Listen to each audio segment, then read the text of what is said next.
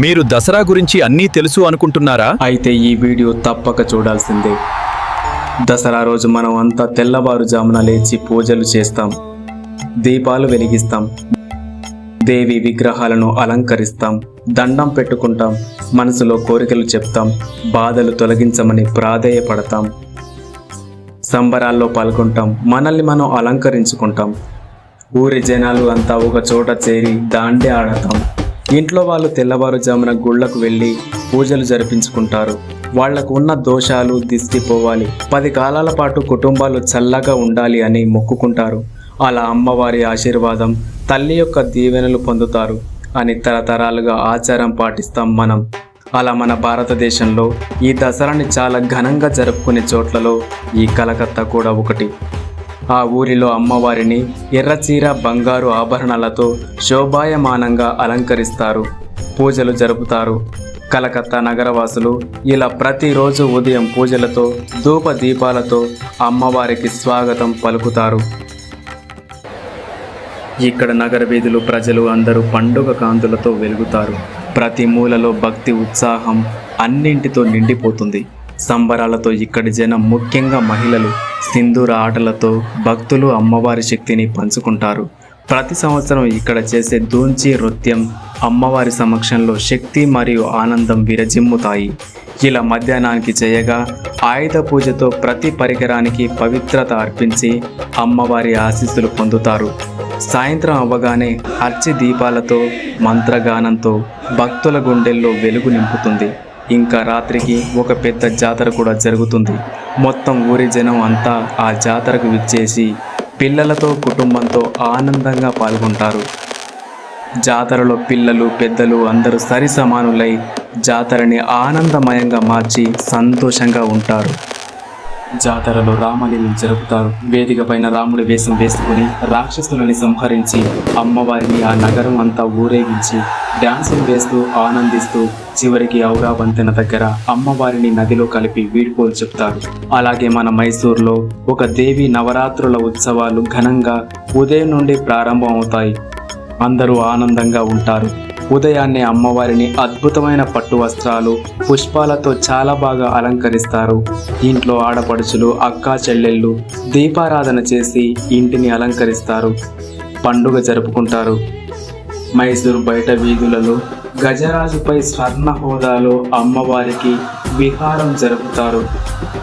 అందరిలాగానే ఆ ఊరిలో కూడా ఆయుధ పూజ కార్లకి, సైకిళ్ళకి చేసి అమ్మవారికి నమస్కరిస్తారు.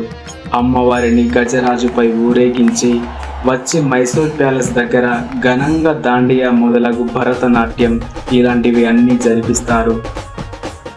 అవి చూడడానికి ఊరిలో జనం అంతా అక్కడికి వస్తారు. ఆ వైభవాన్ని కళ్ళారా చూసి ఆనందిస్తారు, సంతోషంతో ఉంటారు. సాయంత్రం ప్రతి ఇంట బొమ్మలు పెట్టి వీధుల్ని చక్కగా అలంకరిస్తారు. చీకటి పడుతున్న సమయంలో జనం అంతా మైసూర్ ప్యాలెస్ దగ్గరికి అంతా చేరుకుంటారు. భక్తులకు భోజనాల ఏర్పాట్లు కూడా అక్కడ జరుపుకుంటారు. మొత్తం అందరూ భోజన సమయానికి అక్కడికి హాజరై భోజనాలు చేసి ఆ తర్వాత జరిగే ఘన వైభవాన్ని చూసి ఆనందించి పాటలతో, డ్యాన్సులతో ఆ రోజుని ఘనంగా జరుపుకుంటారు. అలాగే మన విశాఖపట్నంలో కూడా చాలా ఘనంగా, వైభవంగా దేవికి పూజలు చేస్తారు. ఈ ఊరిలో ఉండే గుడులు, గోపురాలు, పెద్ద పెద్ద పర్వతాలు, పర్వత శిఖరాలు, శిఖరాల ఎత్తు ఉండే ఆలయాలు, ముఖ్యంగా కైలాసగిరి దగ్గర ఉండే ఆ వాతావరణం కానీ, అక్కడి నుంచి కనిపించే సముద్రపు దృశ్యాలు కానీ, ఇవన్నీ ఊహిస్తేనే ఒక స్వర్గం లాంటి ఘన వైభవమే. ఆ రోజు తెల్లవారుజామున మహిళలు దేవికి పూజలు చేస్తారు. పట్టుచీర దేవికి కట్టి ఘనంగా అలంకరిస్తారు. ఆ రోజు ప్రారంభంలో బస్సులకు, బస్ డిపో వాహనాలకు పూజలు జరుపుతారు, ఘనంగా చేస్తారు. అలాగే మద్దిలపాలెం బస్ డిపో దగ్గర కూడా చాలా ఘన వైభవంగా అక్కడి వాహనాలని పూజిస్తారు. ప్రజలు తమ తమ ఇంటి వద్ద కూడా ఇంట్లో వాళ్ళు రోజు వాళ్ళ వాహనాలకు పూజలు చేస్తారు. వాహన పూజలు అయ్యాక ప్రజలు వీధుల్లో ఉండే దుర్గమాత విగ్రహాలను దర్శిస్తారు, నమస్కరిస్తారు. కళా వేదికలో జరిగే నాట్యం చూసి పిల్లలను, ఆచారాలను ప్రోత్సహిస్తారు. ఈలోపు సాయంత్రం రానే వస్తుంది. ఇప్పుడు ఇంకా చాలా బాగా వైభవంగా జరుగుతాయి. వైజాగ్లో బాగా ఫేమస్ అయిన జగదాంబ క్లాక్ టవర్ దగ్గర నుంచి ఉత్సవాలు మొదలవుతాయి. దగ్గరలో స్టేజ్ పైన వేషాలు, వాళ్ళు వేసే నాటకాలు ప్రదర్శిస్తారు. అది చూసిన జనం ఆనందిస్తారు. బీచ్ దగ్గరలో జరిగే అసురుల సంహారపు సంఘటనలు చూడడానికి చాలా మంది జనం అక్కడికి ఎక్కడి నుంచో వస్తారు. దేవతల వేషం వేసుకున్న వాళ్ళు అసురులను సంహరిస్తుంటే ఆ దృశ్యాలను చూసి జనం అంతా సంబరాలు జరుపుకుంటారు. అలాగే సింహాచలం కొండపై జరిగే దుర్గాదేవి మహోత్సవాన్ని చూడడానికి దగ్గరలో జనం వెళ్ళి చూస్తారు. అలా ఈ ఊరిలో అమ్మవారిని చాలా ఘనంగా పూజిస్తారు. నగరం అంతా కళకళలాడుతూ ఉంటుంది. ఇలా మనం దేవి నవరాత్రులు చాలా ఘనంగా జరుపుకుంటాం. ఇది మనకు తెలిసిన పండుగ. కానీ ఈ నవరాత్రుల కథ వెనుక ఉన్న రహస్యం ఏంటి? అమ్మవారికి 9 రూపాలు ఎలా వచ్చాయి అని ఎంతమందికి తెలుసు? చాలా వరకు ఎవరికి తెలియదు కూడా. ఇప్పుడు మనం నవరూపాలు ఎలా వచ్చాయో తెలుసుకుందాం రండి. మొదటి రోజు పట్టణం అంతా తెల్లవారుజామున పవిత్రంగా మేల్కొని భక్తులందరూ శైలపూర్తి దేవిని ఆరాధించేందుకు సిద్ధమవ్వాలి. భక్తులందరూ దీపారాధనతో ఘంటానాదాలతో దేవిని పూజించి ఆశీర్వాదం కోరుకోవాలి. మొదటి రోజు శైలపూర్తిని ఆరాధిస్తాం. ఆమె హిమవంతుని కుమార్తె అయి పర్వతాల శక్తి. జీవితంలో ఏదైనా మొదలు పెట్టాలంటే బలమైన అడుగు ఉండాలి. ఆ బలం శైలపుత్రి.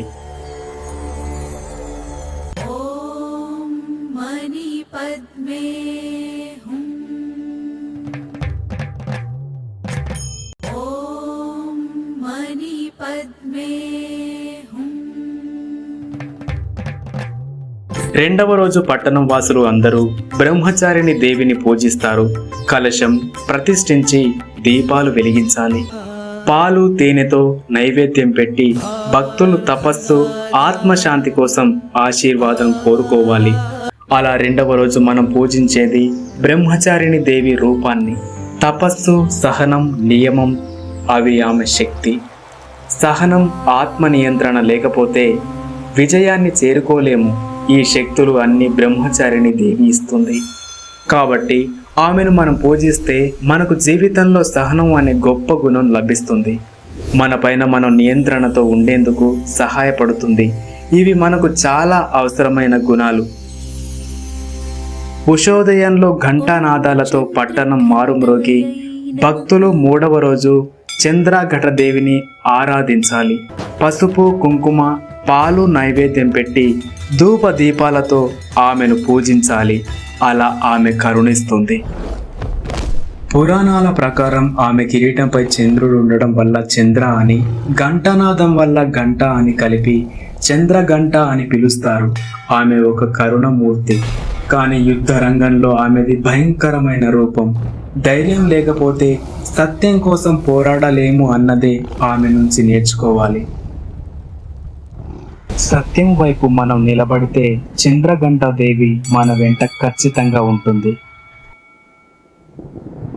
నాలుగవ రోజు ఉదయాన్నే పట్టణం పవిత్రంగా మారి భక్తులు గుమ్మడికాయలతో కుష్మాండ దేవిని ఆరాధించాలి. నైవేద్యంగా గుమ్మడికాయలు సమర్పించి భక్తులు మంత్ర జపాలతో అమ్మవారిని ఆశీర్వాదం కోరుకోవాలి. నాలుగవ రోజు మనం కుష్మాండ దేవిని పూజించడం వలన ఆమె ఒక్క చిరునవ్వుతో సృష్టిని వెలిగిస్తుంది. ఆమె కాంతిలోనే సూర్యమండలం కూడా వెలుగుతుంది. ఆమెను పూజించడం వలన ఆమె మనలోని సృజనాత్మక శక్తిని కూడా మేలుకొల్పుతుంది. ఆమెను స్మరిస్తే మనలోని చీకటిని, చెడును తొలగించి వెలుగును నింపి జీవితంలో చెడు ఆలోచనలకు దూరం చేసి మంచిని, తెలివిని, జ్ఞానాన్ని నింపుతుంది ఈ అమ్మవారు. ఐదవ రోజు పట్టణం అంతా కుటుంబాలతో నిండిపోతూ స్కందమాత దేవిని ఆరాధించేందుకు భక్తులు చేరాలి. భక్తులు ఆరతి పళ్ళు, కొబ్బరికాయలు కూడా సమర్పించి మంత్ర జపంతో తల్లి యొక్క ఆశీర్వాదం కోరుకోవాలి. ఇలా ఐదవ రోజు మనం స్కందమాత దేవిని పూజిస్తాము. ఆమె కుమారస్వామిని తన సొంత ఒడిలో కూర్చోబెట్టిన ఒక తల్లి రూపం.